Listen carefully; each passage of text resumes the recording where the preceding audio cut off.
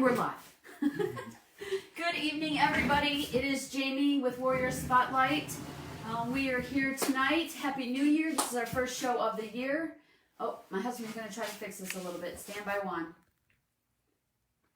It doesn't work like that. Oh, man. Okay, keep talking. I got you. Okay. I got it. We'll figure it out. Yeah, technical difficulties. Yeah, he's trying to make it work for us. I'm not trying. I'm gonna. Oh, he says he's gonna. Yeah. Tell me when it looks better. Okay. Is it getting better? Yep. That's good. Right there is good. Right there's good. You sure? I'm positive. Okay. Okay, again, welcome everybody. We're so sorry about, again, we're in a different setup. It's like a mystery every week. You have to figure out where we're at. We're like, where's Waldo? Sort of. And so Oh, it's all right. our producer is in Washington with all of the chaos that is going on. So we decided to, this is my home office, and this is where we decided to have it at tonight. So, as always, my co-host, my husband, Billy Paxton. Happy New Year. And our special guest, AJ, Winkler. Okay, I thought it was. So welcome to Warrior Spotlight. Thanks for having me, guys. You are very welcome. So we want to start with a little bit of your background about, tell us your military side of things. So my military background then? Yes, please. All right. I joined in 2006. I was stationed at Fort Riley, Kansas, attached to Charlie Company 216 Rangers. Love those guys. If any of you guys are watching, hi. Yeah, have had 2 deployments. My first one was 15 months to Baghdad, and my second one was in Sharqat in 2010, and that one was 10 months. Okay. So was any of your family in it? Your father or grandfathers or aunts, uncles? How many? All my dad's brothers and sisters, or all my dad's brothers at least, were military. My dad was Marine. I have a couple uncles that are Air Force. One's Air Force, a couple are Army. Wow. You know. So it runs deep. And my grandfather on my mom's side, he was Army. Wow. Yeah. Well, thanks for their service and yours as well. That's deep, you know. Military. So did you feel the pressure to join, or no? Did you always know from it? No. Ever since I watched the Rambo movies when I was a kid. Right. Yeah, there you go. Yeah, that's what I wanted to do. That's cool. Initially I was going to sign up for SF, but ended up going infantry. Oh, okay. What's SF? Special Forces. Oh, okay. Yeah, I don't understand that. Oh, did you? Yeah. Did you? Okay. That's All right. Well, that's cool. Yeah. So infantry, you said? Yeah. So you jumped out of airplanes? We're foot pounders. That's foot pounders. Yeah. Okay. This is the really interesting. I'm picking it up. The foot pounders, huh? Ground grunts. Yeah. Ground grunts. And what is Takes your them job? all. Explain to our viewers what your job is as infantry. Pretty much everything. But as infantry, it was to enclose with, engage, and destroy the enemy. But we had different missions on different deployments. First deployment, it was to ensure the safety of the population.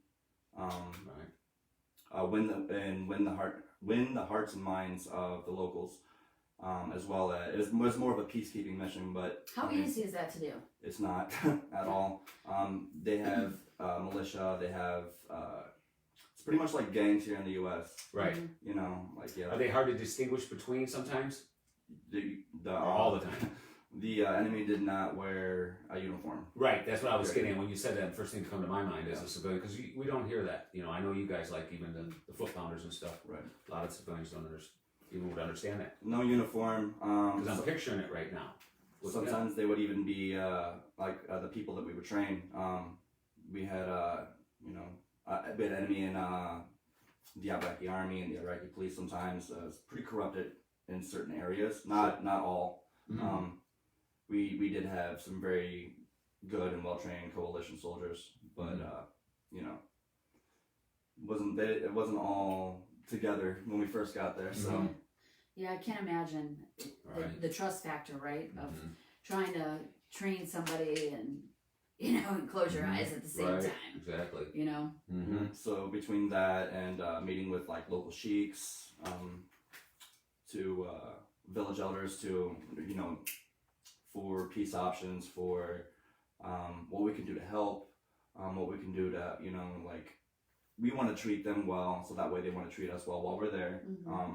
not to mention the whole goal was for an overall elimination of that random shootings, just territorial takeover. Mm-hmm. So there you go. Right. So so many people think that we're just there just to Right. kill the bad guy, Mm-hmm. and that's all we know. Media plays a lot of that, right? Yeah. And so they don't get to hear those stories of what you're talking about now, right? Where you're trying to be the citizen soldier within their community, A go right? between And trying to peacekeeper. make Yeah, things I've never heard it, and not to sound, Mhm. in that perspective, and that's sad to say. Just what you said, the media did not portray, Mhm. that there were people there. Because the first thing you think is, right, you shoot the bad guy, we get that, but although we do have like the training for those situations. Oh, absolutely. When they come, yeah. like our job was always ever changing. Yeah. Sure. Like it really depended on the day. Fluid, Like I it bet, takes yeah. a lot of morale and values mm, to distinguish what needs to be done on this day to the next. To Right. be honest. I believe it. Oh yeah, Mm-hmm. yeah. You have to dig deep for that one. Mm-hmm. Yeah. So, Wow. did you ever get to go on a trip that you so-called enjoyed, or a destination that you got to go to? As far as deployment, Yeah. so my second deployment wasn't as rough as my first. Like I said, my first was 2007 in Baghdad. It was every day was pretty much chaos. Just about. If it wasn't something, it was something else. Mm-hmm. It's I mean, I wasn't where you were at, but I was there in 2007 too. It's everywhere I went was pretty lit in 2007, to be honest. Yeah. But like if it wasn't small arms fire, it was mortar or Yeah. rocket or Yeah. Mhm. something. Mhm. IED, EFP. Mm-hmm. So suicide bomber, vehicle borne IED. So Mhm. there's so much. Right. So did you how far, when you say Baghdad, how far away was the base from where you did your patrols and work and stuff? Funny you say that. So I was on Fob Rustamaya. Pardon me? Fob Rustamaya Uh-huh. is where I was stationed, but I was never there because we built our own cop. And out of this burnt down Macaroni Factory that they were using as a local landfill, so we cleaned all that up. Oh, wow. Reinforced it with T barriers and Jersey barriers, concertina wire, barbed wire. We set up guard posts, and it was a pretty trash place when we got there. But it took about 2 months to clean up and reinforce and fortify. Once we did that, we lived amongst the populace in the Macaroni Factory. southern part of Baghdad and Starter City Mhm. area. Mhm. Zone 23 is what it was for us. Uh-huh. And we had one mosque right down the way, a little soccer field right up there and everything. Mhm. I got pictures of it on my page. Wow. So was you ordered to do that, or was that something you wanted to do? Okay, I want to intervene for a second. So, one thing that I didn't tell you, because we're just going to ask you questions, right? Mhm. Because we are trying to reach the populace. We are trying to reach those veterans and the veterans' families who are not engaging, right? We are trying to reach them. And we know stories like yours, factual details of life experiences like yours, will impact veterans sitting at home. But do not feel pressured to answer. I won't answer certain Okay. questions. There's certain things I still don't talk about to this Right. day. So Yes. just So- so I'll just be like, I'm good. No, Okay, she, yeah. she has to check me because I know I'm Intrigued. That's well, fine. yeah, I'm very That's- curious, that's and, totally and I fine. respect it, man. Yeah. I'm so glad there's people Totally like fine. you that signed Yeah. up and did Yeah. that for us in Yeah. here. That A lot for our I- freedom. And we and know stuff. that this is part of, and we haven't even gotten to the reason why you're here, Mhm. right? And so I know that's part of it. So I wanted to say that, No, that's totally fine. right? Yeah, I'm used to it. So I Almost can maybe keep start it track. trying there. I've been Yes. out since It is. I've been out since 2013. Mhm. So initially I didn't know how to handle the situations when I'd get asked certain questions. Mhm. Even when it was something simple like that. Mhm. But there's also a lot more deeper questions. Right. But Mhm. and some of those are fine for me these days. I'm still getting better about Yeah. talking about some of them, and Sure. we'll get into that too, I guess, Yeah, later. yeah, But yeah. But Awesome. that's exactly it. Is the isolation part. What the whole goal is through the podcast and what we're set up here trying to do is because we're grateful that you are. But I do ask questions. I'm thankful and I'm intrigued. But the Macaroni Factory, was that something that you were kind of asked to do, or is it something you felt your group and your company felt, I guess, better to do, or was it? That was our Logistically our CO's. was better, safer. It had to be because you wasn't. That's why I was getting at it. That was our CO's Traveling. idea right there. We were. I mean, the thing is, we had. So the reason we did that, we had about an hour and a half trek right. mounted, and we're, like I said, with foot soldiers. I was gonna say when you're trekking, that's a walk. Yeah. Oh, I mean, no. We were Vehicles up armored Humvees at the time. Okay. You know, so Right like, on. we got issued some up armored Humvees, but we weren't. You know, we're not mounted infantry. We're ground infantry. Right. So it's an hour and a half every day to get Right. to that zone every single day there, and then an hour and a half back. And one of the routes we had to go on, there's two routes, Route Pluto's and another one that I can't think of the name of right now for some reason. But we had to hit both of those on the way there, and those were like the IED hotspots, those two big routes. Mm-hmm. So Viewers, so was the other one, and it was just slow to get out there every day and slow to get back every day, or else an accident could happen. Right. So we had to be very cautious. So what we decided to find an area that we could fortify, secure, and be amongst the populace, and then another way to show the populace that we're out here with them. We're trying to engage with them, connect with them. You're not staying at the Hilton or something in Right. that respect. Right. Right. That's very important, I would say. Sure. So, which is another reason why it was really crucial to get to know the populace, be comfortable with them, have them be comfortable with us. We're living right amongst them. Right there, right? Yeah. To have your back or Right. your six, Yeah. meaning, right. And believe it or not, there's actually a lot of there's a lot of actual. We actually found an area that was a Christian neighborhood. They actually had Christian neighborhoods over there, stuff like that. So Sure. that was rare. Only part of it was just kind of different. Right. Yeah. So let's work into a little bit of your transition. Let's go there. Okay. So you got out in 2013, Got out in 2013. Yeah. and when you got out, what was that like? Oh, it was rough. It was very rough. A lot of things happened at once. I actually didn't even want to get out of the Army at the time. My ex, I was married, and I wasn't statistic at the time, but my ex-wife wanted me to get out because she knew what she was getting into when we got married and everything like that, but she just like, hey, you said all you ever wanted was a family, you have me and your daughter now, my daughter Ariana, who's 9 years old, and if she's watching, hi baby.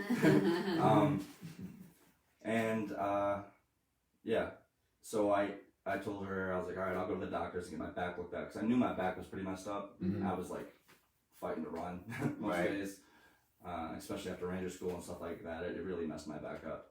And I went to the doctor. They're like, yeah, you should probably reclass or get out. So, all right, I'll get out. So I was getting out, and I was gonna get medical retirement, like 40% or whatever. And I was okay with that. And then at the same time, things didn't work out with me and my ex-wife. I won't go too much into detail about that, but it didn't work out, and that was kind of like a downward spiral depression for me. Yeah, sure. Back in the world, I feel like I had no more purpose anymore. I feel like a broken toy.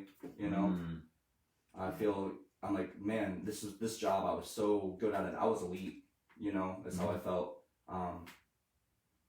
I went from being in command of 9 guys and over $200,000 worth of equipment and those 9 other guys' lives during combat at the same time to being nothing, jobless, Right. Wow. having Where a hard did you go time. to school at? Bryan High School. Brian's. Okay, I didn't get that. I would have got that in the beginning because I think, meaning what support you have when you come back. Meaning, so you went Small to town Bryan. Brian. You know where Brian's at. Yeah, absolutely. Okay. And So I didn't got want to go back there either, so Sure. I actually stayed in Kansas. Yeah, What I was stayed Kansas? Fort Riley. Oh, It okay. was right next to me. Sure. So I felt close to my Connected. military, Something. Right. you know, Sure. so I didn't leave. Mm-hmm. And just things weren't going well mentally for me. I was everything that I didn't deal with while I was in, because we didn't have time to deal with it at the time, because the mission came first, because we had this to do and we don't have time for feelings right now. We don't have time No, for they're packed. it was all stuff down, and I didn't even, it was all starting to surface at that point, and I didn't understand because at this point I mean, while I was in the military, you know, there's only a certain amount of feelings you need. You know, Yes. you know, you're happy some days. You know, you can run off caffeine and hate. Right. Caffeine and hate. You know, I love it. Yeah. your moral values, integrity, Yeah. you know, Yeah. stuff like that. That's all you need. You know, you don't need many emotions. You know, and empathy is definitely not one of the ones you need unless you're, you know, except dealing with Yes. like the populace over there and stuff like that, which is rare unless to utilize as a soldier, unless you're in a leadership position, you know. So everything, like all these things that I was feeling, I didn't have a name for them. I didn't even know how to put a name on them. I didn't know how to process them. I didn't know how to feel them, and it frustrated me. And I was just full of this frustration and anger, and everything pissed me off, you know. And I, like most guys, you know, like being in the military country, I was a drinker, so I drank a lot, you know. The VA had me on pain medication, so I was doing both at the same time, and I probably wasn't a pleasant guy to be around for like those next 2 years. Those 2 years. The only time that I was like 100% sober is when it was my time to have my daughter. That was like literally it. That was in Kansas. Yeah. And is your wife in Kansas or Ex-wife, yeah. Is in Kansas. Yeah. I actually just went down and visited them For the holidays. for the holidays. Yeah. Had By a the great time base? with my daughter. That's Yeah. cool. Good for you. And every time I go down there, I see I have an NCO that I lost my first deployment. He was my squad leader. I see his widowed wife and son. I go down and see his gravesite. So Amazing. And what town is that in Kansas? they live in Manhattan. Okay, so my daughter lives in Chapman, but I usually stay in Manhattan, Kansas, which is K-State, Kansas State. We just know a couple. I know a couple K-State buddies out there. Larnard. Wildcats, Right. purple and white. No. those guys. I know the purple and white Wildcats. Yeah. Off topic. Squirrel. But yeah, it's like right next to I got you. Right. Fort Riley. So Okay. So your parents are Brian? my mom lives in Auburn. My dad's in one of the Carolinas. Okay. I can't remember which I one. got I think it's south. Sure. Right on. I got you. Okay. So they're not here to help with your support or any of that? My mom tried to be when I moved back up. You know. So did you get to a certain point where you moved from there to here? Yeah. Yeah. There was a time. So I got into a fight in Kansas, and yeah, I got into a fight, and I was like, I thought I was gonna get in trouble for it, so I kind of was like, you know what, I should just leave, you know. Nothing ended up happening from it, but it was, you know, also best I left because I wasn't being the best dad for my daughter at the time, and that was my ex-wife was telling me about myself, and I didn't want to hear it, so I was like, all right. Right. So I didn't, and initially it was going to be temporarily. I was just going to come up here temporary, you know. I thought I had the physical addiction to the painkillers at that point, and I was like, I'll just go up here and I'll get clean, and you know. So yeah, that didn't happen for me, and my mom tried to tell me, hey, you need to get help, you need to get help, you need to get help, you know, get connected with the V up here, you know, somebody can help you. And I was trying to do things my way though. So I want to ask you this because right now I have a couple moms that I'm dealing with, right? So as a son to a mother, what is the best advice that you can give a mother who is listening right now? Because they want to help, but that's not their place right this second. Man, that's a very hard question. You know, if I'm being honest, if I'm being 100% honest, no one could reach me at that point. Right. Not one person could. I had to want to change on my own. I had to have enough of, I had to finally be uncomfortable being uncomfortable because I was comfortable being uncomfortable. Right.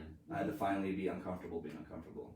But they can only be your support system when you're ready. right, you know, and you know, there's, you know, that setting those lines and boundaries, you know, I can't have you around when you're acting like this or not even sober, or, you know, it's just, or just not pleasant to be and around. it has nothing to do with whether and it has you love nothing them. to do with they love me. Yeah, Yeah, no. it has nothing to do with whether they love me or not. Like, And you it know, has nothing to do with like if you're feel- angry with your mom. I you feel know. like a lot of it comes off the way it's expressed. My mom was a tough love kind of girl, so Right. she was like, she just straight told me about myself, you know. Right. She always has, you know. So And that's like, great. That's Mhm. good for But- her. but for me at that time, you know, like it's funny because looking back on it, I know what that version of AJ needed. Mhm. I feel that version of me needed a fucking hug, dude. To be honest, like, Not sure. like he needed not sympathy, because we don't thrive on that whatsoever, Right. and that's a huge turnoff to, you know, especially males in our in the military culture. But empathy, Right. empathy, understanding, and that's the thing is like nobody, like, we feel like nobody understands, Mhm. and that's like the hardest.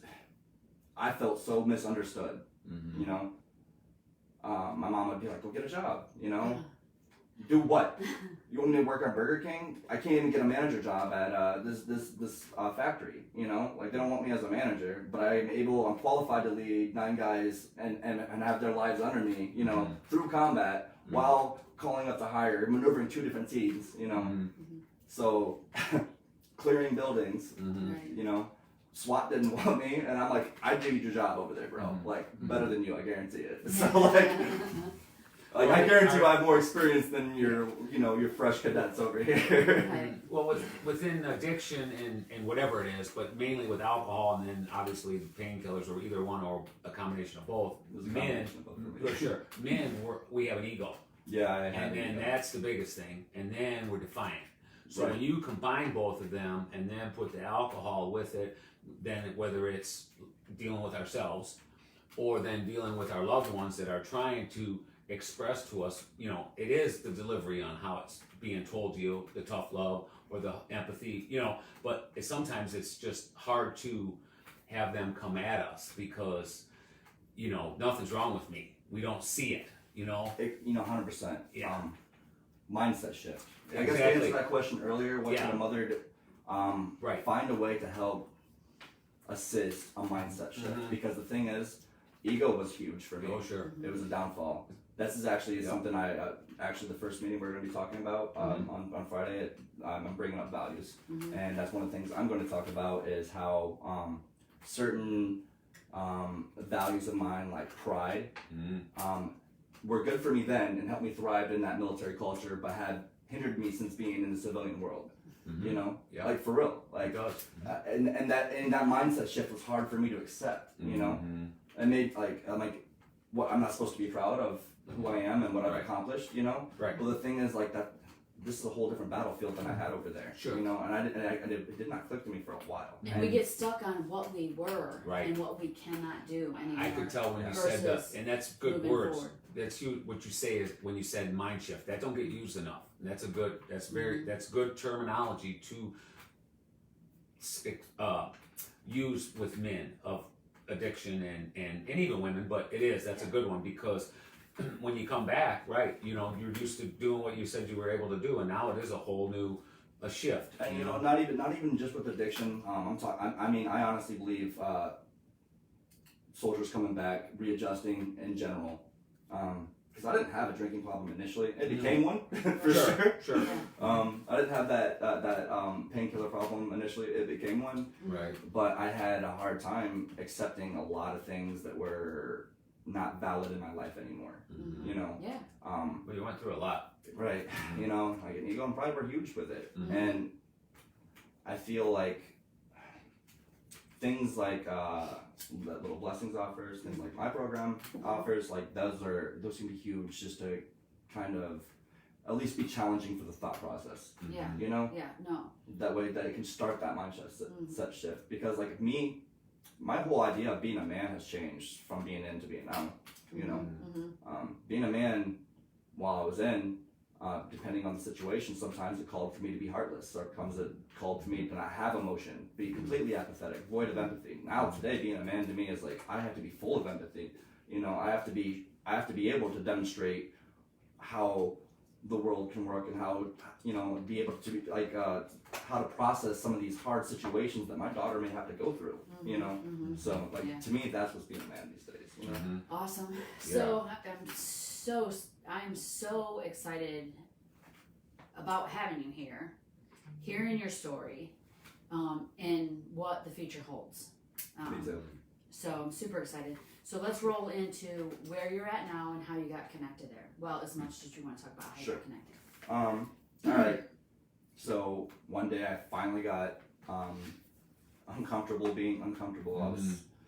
My ex-wife limited my Skype time with my daughter and told me, hey, you know, you have charges here in Kansas. Don't come back here to try to visit her, even though you have 50-50 custody, because I won't let you do it. And she's married to a cop now. So she held me accountable, you know, which is what I needed, to be honest. Yeah, we do. And you know, initially that pissed me the fuck off. So I was like, no, it's my daughter, you know. Right. And because I was loving, because I was a loving father didn't mean I was a good father, and I can accept that. So, which was a hard realization for me. It really was. Right. But that's growth right there. I feel is being able to accept things that we didn't want to acknowledge. Sure. So Yeah. That's where It's work. huge. That's where work Yeah. and growth Huge. begins. It is, yeah. So I was feeling I was trying to come off of everything on my own, like the painkillers and this and that. I was like, I purposely missed my last appointment for them, so I was like, I'm not gonna do these, and I don't need them. My physical body didn't agree with my mental mindset. So wow, yeah. I put Especially depends what you were on. Oh man, it was rough. How did that work out? I was really sick. I ended up going to Arrowhead. You know, after a couple mini toxic relationships and just like I said, finally being uncomfortable, like hating the person I see in the mirror worse and worse every day. Because I hated the person I seen in the mirror when I first got back, and especially after the divorce and everything like that. But I couldn't believe it kept getting worse and worse and worse. And I knew if I kept it up that I was going to be another statistic. I was going to be another ad for 22 a day, you know. I didn't want that. I didn't want that for my daughter. Right, there you go. So I went to Arrowhead here in Toledo, and you know, I did their 30-day program. I started out in their PHP, which they had. Once you start the PHP thing, you know, like you kind of just come for half of the day. I lived like an hour away, and I didn't have a car at the time, so they put me up in this hotel, which Racing for Recovery uses as their housing. And I had to do so many meetings a week, and I was like, oh, these guys have meetings, so I'll go not do that. And at this point, I'm still just trying to be sober. I'm not, like, I don't want to work on myself. I just don't want to be drinking and stuff anymore. You know, I didn't think I had a problem whatsoever. You know, I'm fine. Everybody else has a problem. Right. So we need those t-shirts. Right. So I get there, and totally different than like all these other AA places and stuff. I've been to a couple AA meetings, other AA meetings and stuff like that at a time. You know, they have good stuff and stuff like that, but like the AA meetings and stuff, everybody was focused on, you know, there's a lead. You know, hey, this is how I screwed my life up, and you know, here's like 5 seconds of how I fixed it. And I'm like, what? Bro, that ain't nothing. Like, I'm comparing here, you know? Yeah. Right. I get to Racing for Recovery, and like nobody's even talking about their backstory. Like, these people are talking about what they're doing to get better, and talking about self-love and self-worth. That was my first meeting. They're talking about self-love and self-worth, and I'm like, what? Self-what? And then actually one person actually did share some of her backstory, and she's like, but I love myself today. And I look at her, I'm looking over her, and I'm like, how? You know, like, if you seriously did all that, then how? I want to know, you know? So I stuck around. I mean, not to mention, like, when you're a client there, they had, you know, they're really focused on, you know, the physical aspect, you know, like the Todd Crandall, the owner, he, you know, he does all these Ironmans and Ultramans, you know, he's a really athletic guy, and I respected that. I was like, you know what, yeah, I'm like, if I wanted to try this self-worth and self-love thing, like, that's probably the first thing I should do. I mean, I've always prided myself on my physique and working out, my capabilities. Sure. And honestly, that's where it started for me. Like, I got a lot of work getting in the gym again, you know.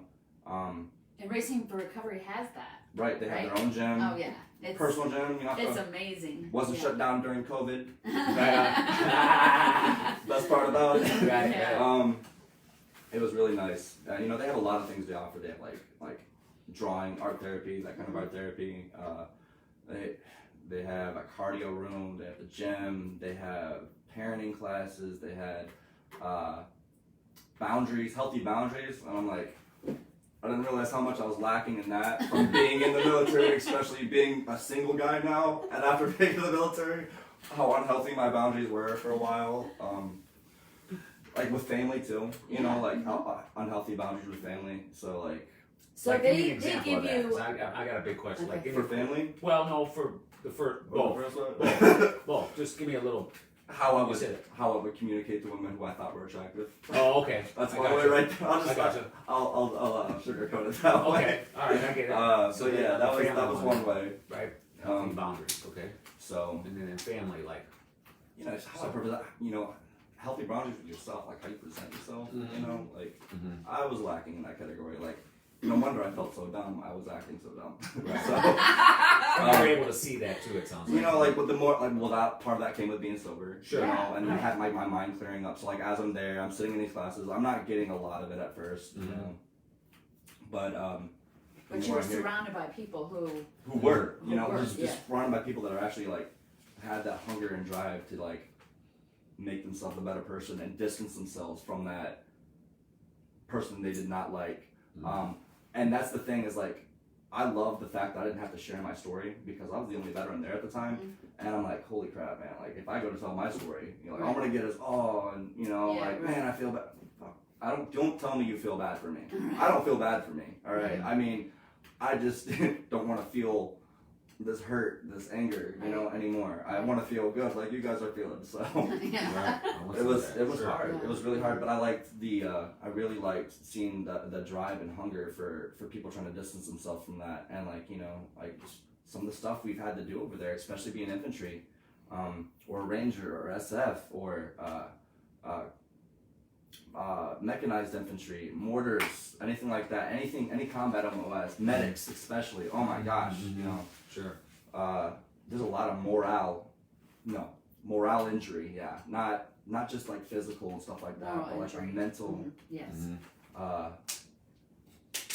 things that we thought we could do, but then once we do them and didn't have to deal with it ourselves because we kept doing it, you know, without even thinking,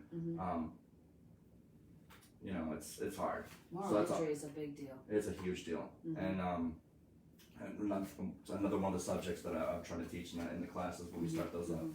So how long have you been with Racing Recovery? about a year and 6 months. Okay.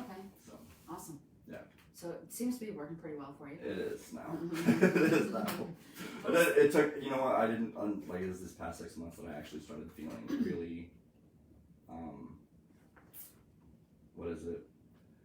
Getting everything. Because honestly, I was there, this is my second time there actually. Okay. Yeah, I was there, like I said, a little over a year and a half ago. I had a little over a year sober, but I also decided to jump right into a relationship. Like 2 months into recovery, and I didn't even know myself. So like, I put all my worth into that person because everybody's talking about the self-worth and stuff. I'm like, well, I don't know what that is, so I'm just gonna demonstrate it by taking care of her and her children and stuff like that. I'm like, oh, there's my worth. I can see it now, you know. And when that didn't work out and I was left by myself, I was right back where I started. Right back where I started because I wasn't doing any work on me, and I almost became that statistic that day. Right. And that was a wake-up call. So I ended up going, like, I just ended being a client at Racing for Recovery like 4 months before that happened, and then I called Dan, the guy that does housing, and he's like, hey, yeah, come here, we got a spot for you. So he got me right in that day, gave me that opening talk and everything like that, and it's like, listen, I really want you to focus on yourself while you're here, you know. And I was still upset about the relationship. I was like, okay, you know, we'll see.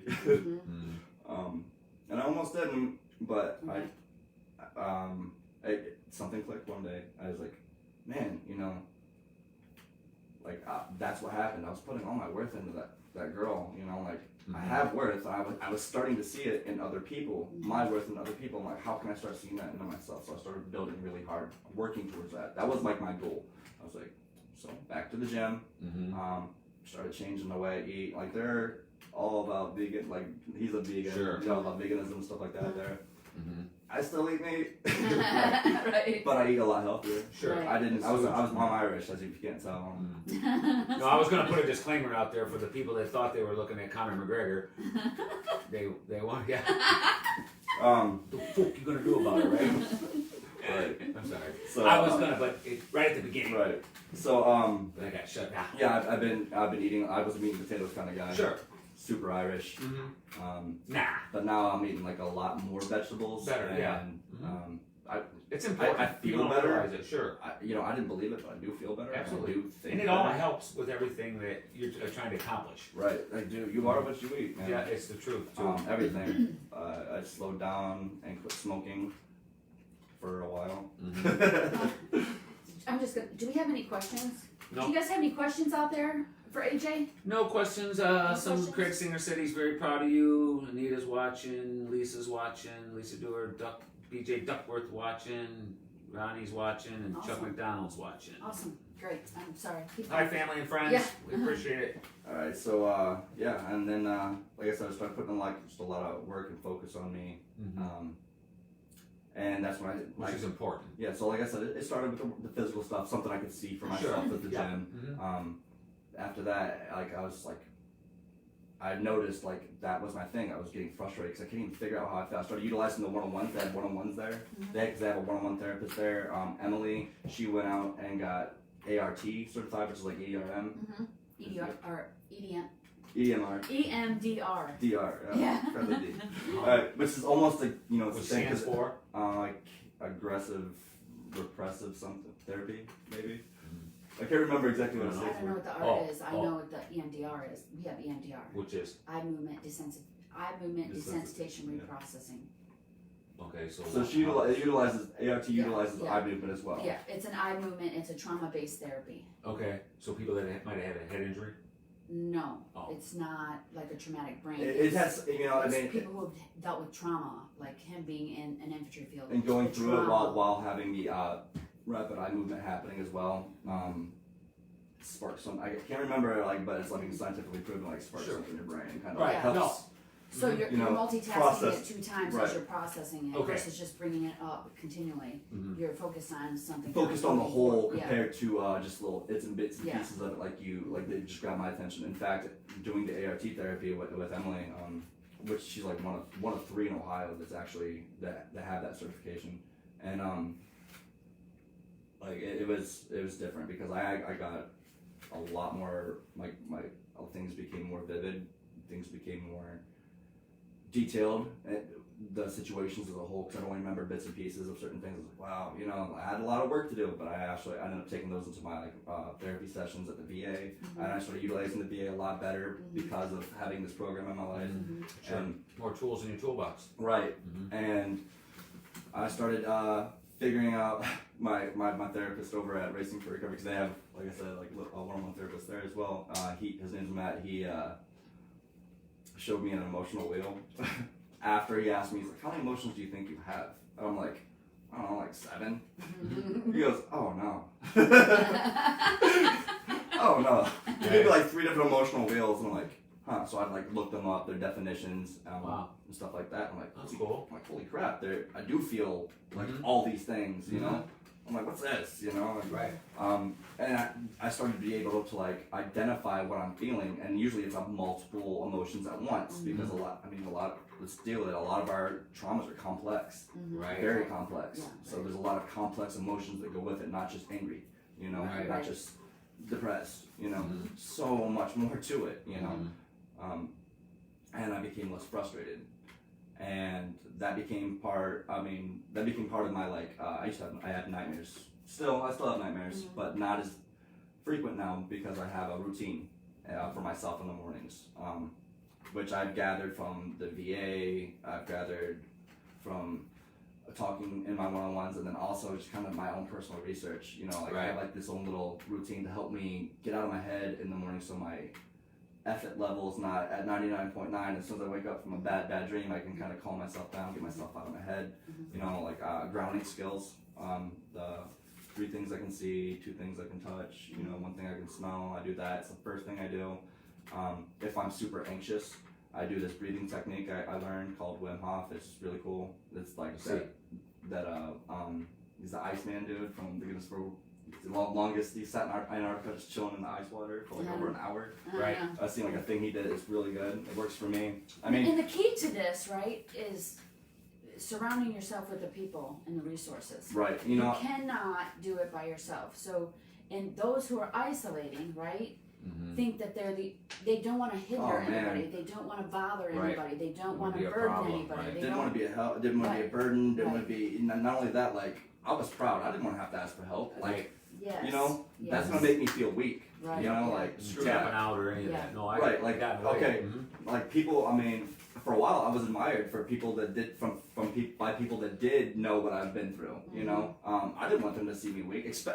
Especially I was a leader. I was an NCO. I didn't want my soldiers to see me. Oh wow, Sergeant Winkler's struggling. You know. No, right. I don't care now. Because the thing is, I was. I could admit that, I could acknowledge that, and the thing is, like, this is what I'm doing about it. I'm fighting. Right. You know, this is the whole. I'm not losing this battle again. No. You know, It's for life. Yeah. It's like it was a hard battle. Now I've got. And in this battle, before I had these kind of tools in my life, I had a gun. I didn't have my vest though. I didn't have any up armor plates in it. I didn't have any ammo. You know, I had like half a magazine. Right. And like I have depression, PTSD, loud noises and stuff. You know, like all in front of me, and I'm trying to gun them all down, and I can't. Right. You know, it's a losing battle. Right. Now I'm up armored, man. I'm sitting in a tank. Right. I like to say that. With a little minigun, like, oh, bring it on. You know? That's how I'm feeling. That's awesome. So let's get into the. I'm sorry. I don't know. That's what I want to do for other people. Right now, you know? Yeah, absolutely. So let's talk about that. I'm super stoked about what's happening. So I like I said, gathered a lot of things from the VA, my personal experience. I've been taking notes over the past 3 years. Anytime I had like a mini epiphany, you know. Sure. Oh, that's an emotion. Boom. You know, something like that, or just like where I can, something that I found that like helped alleviate something for me like that. Sure. Breathing technique. You know. Yeah, I still want to get that. You know, like things like that. I took notes on. So, and I just got like a couple notebooks full, Right. and they kind of clicked for me. And like, I just want to be able to, like, I just got an idea one day. Like, one of my friends I convinced one of my friends he was best friends with me when I lived in Bryan. He ended up on first deployment with me. Same, yeah, like he was Delta company, I was in Charlie company, same unit, 216. Right. Yep, and he's been through a lot himself, like not just over there, but like here in the civilian world too, like some really hard stuff. And you know, he was using some other types of drugs, and I was trying to get him to come into recovery, and he was there for like 2 weeks, and it was like the same for me. He's like, you know, I respect what you're doing, I love you, man, I'm glad it's good seeing you, but same for me, you know. And I'm like, man, I was like, man, if I could just get him to get it, you know.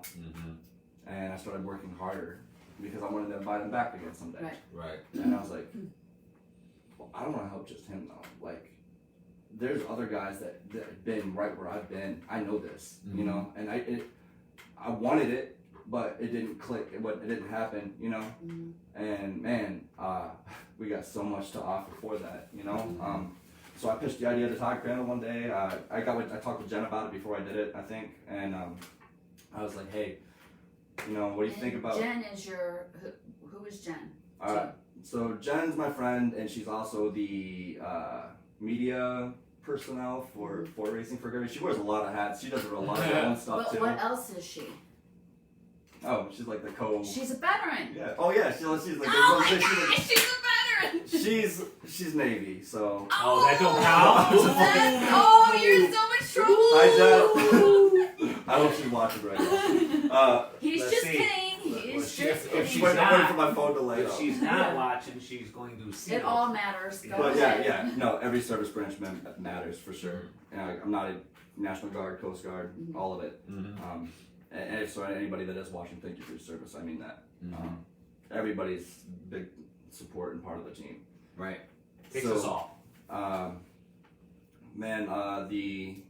pitched it to Todd, and he was like, he sat back and he's like, keep going, you know?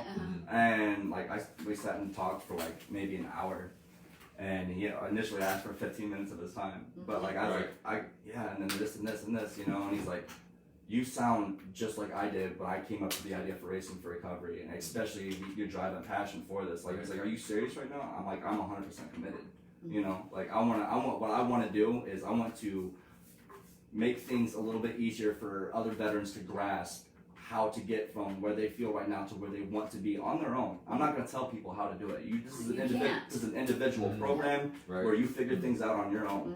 You know, and it's like, but like the things that we have to offer, you know, if you're open minded for it, it's there. You know, I'm an example. You know, like, and a lot of it's coming from my personal experience too. So he's like, let's do this. So me and Jen sat down, came up with a whole, my case manager, Ariana, she's on it too. She's got a lot of veteran family members, and we started, you know, coming up with ideas for the program itself, how we can combine it with racing, and, you know, like just like we have those art classes and stuff like that.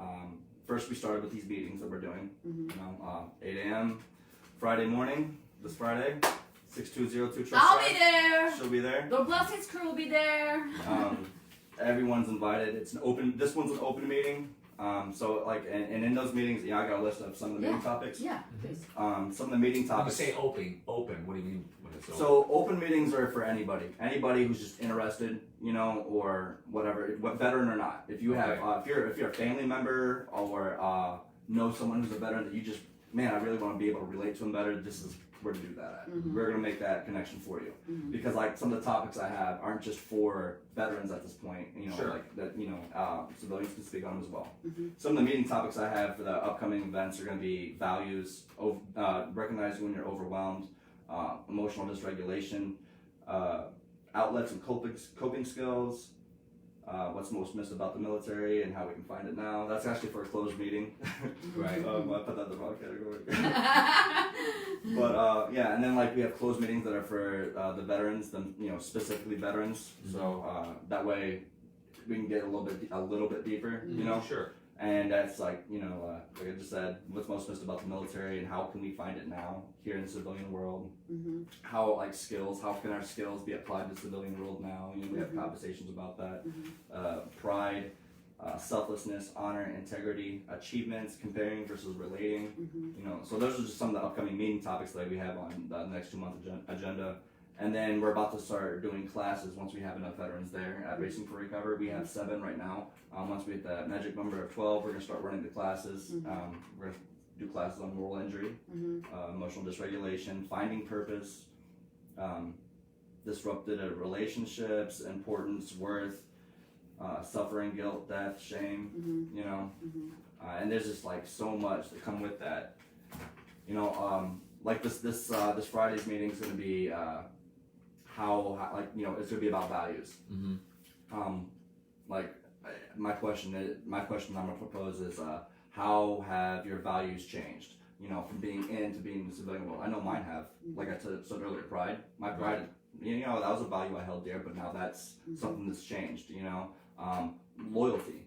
You know, that's a big one. You know, it's changed from there to here too, because it's not the same. It really isn't.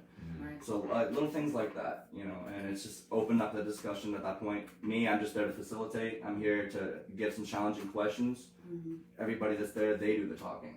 They do the talking, they do the hearing. Because someone might say something way better than I can come up with. You know, I'm not there to teach. So. And so I met you a few weeks ago when Jen invited me out for a meeting at Racing for Recovery, right? Pretty cool facility, huh? It is an amazing facility. Come check it out. It is so, it's mind-blowing. It is not anything that you think. It's experiential, just like what we talk about with Little Blessings. You have to be there to see exactly what it is. Yeah, because when you described it to me, I actually just took the tour on Little Blessings the other day yesterday. Right? Yeah, it's at yesterday. Duke Farms. I just want to be clear of that. But Oh, there's two? There's so another one? no, Duke Farms is the facility. Okay. That's just where we have our Right, program. right. I thought you said there's two. I was like, No, what? There's another one? no, someday. But yeah, it's really nice. Really nice. I was impressed. Yeah, and So, way more than what I thought when it was explained to me by you. I was like, oh, wow. you know, like. right. So And we much have the same mindset. So in phase 1 of what we do with the equine program is it is a quiet space and you have to focus on yourself, right? So that's what that first 10 weeks is about, is learning to focus on yourself, because it's so difficult to do that, right? Right. But when you're on a horse like that, on a 1,500-pound animal in a quiet space, you have no choice, right? And so when we were talking, when I was telling you about our program, and then you're like, yes, that's what we do at ours too.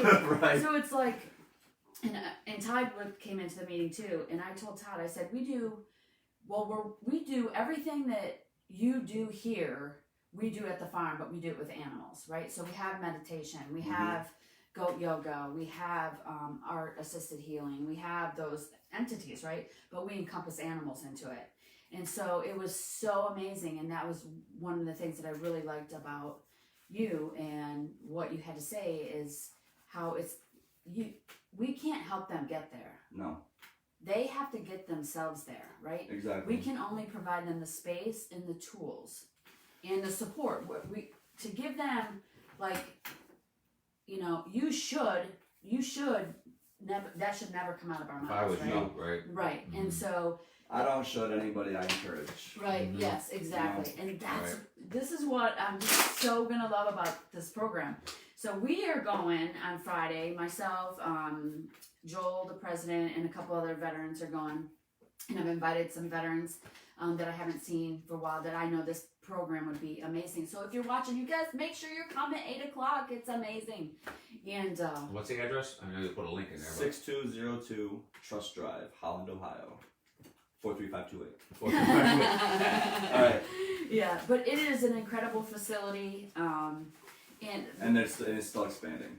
Yeah. Sure. And they got a lot, like you said, they have a lot to offer there as well. As like, they have Pilates, yoga, like I said earlier, the art. The meditation room is killer. Right. They have a spirituality room. Oh, yeah. There you go. Like the gym, the cardio room, the different types of classes. The Pool table, yep. Pool table. Ping Commercial pong. kitchen. Oh, ping pong table for all you players over there. You can come try me on. I am the Forrest Gump of ping pong there. Forrest Gump. Just so you know. Okay. I'll give you some. Shout out. I'll give you some peer support on the ping pong table. Peer support? Yeah. Okay. If anybody's in need of being humbled, I got that. Oh, shit. All right. So remember in Star Wars, Luke, don't let your confidence be your right. weakness, Hey, I'm waiting for that. I can You're do some waiting humbleness myself. Actually, Ariana, when she humbles me on that ping pong table more than I like to admit. Like, I think I'm on a 13-game losing streak against her, but that's just her. So. It's just She's Oh, good. that's funny. She's really good. That's awesome. But yeah, that's where this whole concept came up with the beginning. I was like, man, they have so much to offer here. I was like, I would love to see something like this for other veterans. I mean, because of how much I was getting out of it, and I was like, I love the VA, and for me though, what I noticed with that was, I was getting 1 hour PTSD classes, 1 hour of anger management, 1 hour of therapy, and like that was it. Or if I was, hey, this isn't enough for me. All right, well, we have this 90-day lockdown facility for you where you can't have your phone and can't see anybody. I'm like, oh yeah, that's just what I want. I'm good. Yeah. I don't want that. Right.